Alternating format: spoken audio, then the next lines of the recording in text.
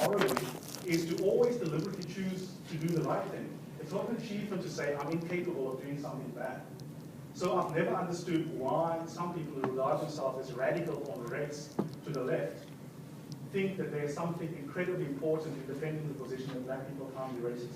So that's one example of something that I take up in that in the first section. I'll give one quick other example, because it's the question that always comes up in the Q&A, which is, where does the title of the book come from? And apparently, some of my posters were taken down, which I'm very pleased about. I love a bit of controversy. But some people were offended by the title of the book. The title of the book is the title of the very first essay of the book. And it's actually quite innocuous once I tell the story. The title of the book comes from the following story. About 3 years ago, I paged through the Star newspaper in Joburg, and I came across an advert where a white woman was renting a room in her house, and she was looking for a white lodger. So I was bored one day between jobs, so I called her up and I said I was looking for a place. Is the room still available? She said to me, yes it is. And I put on my best possible Sunday morning Graham College white accent. And we chatted for a good 5 minutes, and she believed me that I was a white person calling. And at the end of the 5 minutes, I said to her, oh, but I'm actually black. And then she said, oh, but then you can't come and have a look at the place. And I said to her, but isn't that a little bit racist? She said, no, it's not racist. You've got a chip in your shoulder. And then I suddenly remembered that I am on radio that night. So I said to her, actually, I'm calling from Talk Radio 702. And then she put the phone down back in. And that night, I asked my radio listeners, what do you guys think? Do you think that it is racist for someone to want to live with someone if that person has the same skin color and to live with no other person? And to my surprise at the time, all my listeners, black and white, said that it is perfectly acceptable for this white lady to only want to live with someone who's white. All of them, white and black. I don't recall one person agreeing with me. So I was the one who looked like I was being contrarian on radio. And then I said to them, but let's change the scenario for argument's sake. What if she had a cottage and she was renting it out to students, and she said she only wanted white students to live in the cottage? Would that be okay? And then suddenly a couple of them started swaying and said, no, no, no. If she wanted only white students to live in the cottage, that would be unethical, that would be immoral. I said, but what about the house? He said, no, the house is different. The house is a more personal space. And then I said, conversationally, in that context, oh, in other words, what you're saying, it's okay to have a Bantu in the cottage, but lo and behold, there should be a Bantu in the bathroom when you go in the morning to do your ablutions. So I was insulting and attributing an insulting thought to the person who's of the view that it's okay to see the Bantu down in the cottage, but not in my bathroom. But again, that is the technique of the book. It's an anecdote that is a real anecdote, but it raises a serious normative question. Is there anything morally odious about having race-specific preferences for who you live with?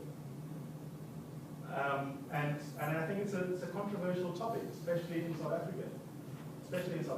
And the reason, if you wonder why my black listeners also agree, because I asked them, is that many of them were happy to confess, I never want to live with Mlungu, so I'm happy with them not wanting to live with me.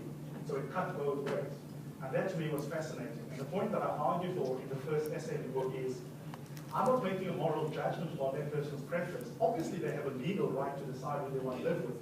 The legal question is uninteresting. But the ethical question is always different to the legal question. I'm not interested in law. I'm not interested in what you're legally entitled to.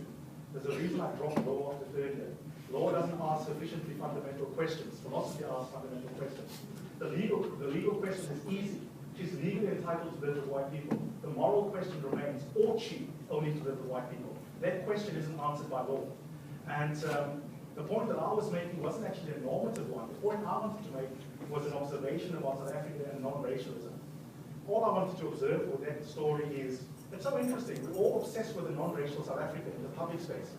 But how the hell are we going to get to a non-racial South Africa where people are integrated if we protect people's rights to live unintegrated lives domestically? If you obsess about that old lady's domestic right to live a secluded life as a white person or a black person, then is it any surprise that we struggle in the public space to live in an integrated manner? So that connection between the domestic space and the private space, the public space rather, for me is interesting. And I'm not interested in saying, let me into your domestic space and let me give you moral rules for how to behave in the domestic space. I'm not saying that. But what I am saying is, don't be surprised when you run into complications in your race relations in the public space, when your domestic space isn't sorted out. And I think sometimes we try and shield the domestic space from criticism, but then we want to have our cake and eat it. I want the right to have race and racialism in my home, in my passageway, in my bathroom, but then I want to take the moral high ground when it comes to a debate about, say, for example, race-based affirmative action policy. Isn't that interesting? Because one day later, when I asked the same listeners, what do you think about race-based admissions policies at UCT?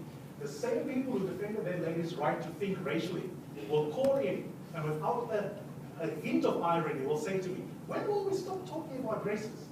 But lo and behold, 24 hours earlier, they were buying into race categories as a legitimate basis for how to arrange domestic affairs. And that to me is fascinating. It tells us how much longer we have to walk to get to non-racialism. And if we shield our domestic affairs from moral criticism, then we're entitled to do that legally, but do not be surprised that we don't get live in a truly non-racial South Africa. I want to give one last example, which is kind of similar to that. In the second part of the book, I write a lot about sexuality. If you're squeamish, especially about gay sex, then the middle section will be quite tough for you to enjoy, or you might enjoy it more than you might let on. I write in this, and it's difficult material there. I write for the first time about coming out, for example, to my dad, which I did at Rhodes where gay people come out. Nick Woolman, you probably should have got an honorary mention. You were part of the Gay Student Society at Rhodes University. Lots of great adventures here. Everyone's looking at you. They're going to try and find you when I'm gone. And I write in the book about coming out to my dad when I was at Winchester House. I don't know if people still write letters. I wrote him a letter and posted it in High Street. 3 days later, someone knocked at my door at Winch and said, there's a phone call for you. I went downstairs, went to the telephone booth, answered the phone. It's funny in Afrikaans, I can't translate, but it's actually only more meaningful in Afrikaans.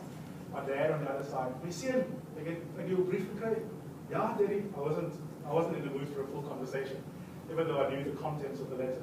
As jy seker? He asked me, are you sure? I said, yeah, of course I am. Is it die vriende wat jy het hier? Is it the friends that you have? I said, yeah, Daddy. And then he says, Kan ek iemand kry vir jou om te sien? And I went to him, no. Like, no. And then he started crying and said, we'll talk again. I said, fine, put the phone down. Don't say shame. It is a painful thing, but there's an important point. We cannot afford to let our parents' homophobia become our burden. I was very hard on my dad, and my advice is not easy advice for parents who have gay children, which is that homosexuality is morally defensible for reasons that I explained in the book. Because it's morally defensible, you cannot let your dad's tears get in the way of you living an authentic life. So it was very hard for him, and it was hard for me as a son. But I had to give him the space to get used to him having a gay son. I couldn't let myself put my life on hold until he gets used to me being me.